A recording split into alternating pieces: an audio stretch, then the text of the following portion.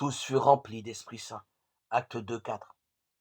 À l'époque de Jésus, la fête de la Pentecôte était 50 jours après la Pâque, une fête joyeuse en souvenir du cadeau que Dieu a fait à son peuple en lui donnant sa loi. Et chaque année, on se prenait à rêver le grand jour où Dieu répandrait son esprit sur tout être de chair.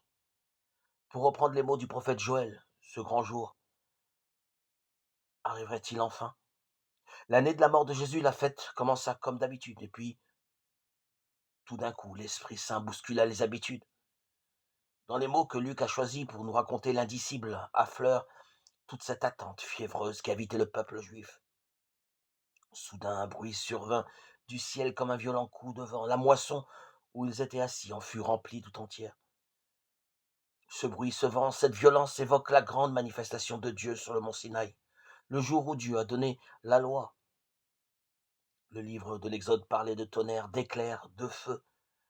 La montagne du Sinaï était toute fumante, car le Seigneur y était descendu dans le feu. Exode 19, 18. Le Targum, qui est la traduction littérale en araméen de ce passage du livre de l'Exode, racontait que lorsque Dieu avait donné la loi, des lampes de feu traversaient l'espace.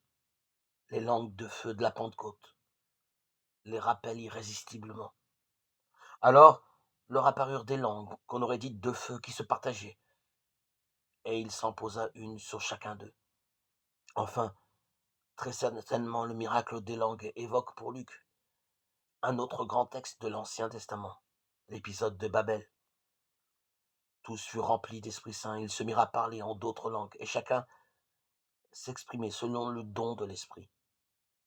À Babel, les hommes cherchaient à faire leur unité, loin de Dieu. Genèse 11, 1, 9. Depuis la Pentecôte, c'est l'Esprit qui les unit.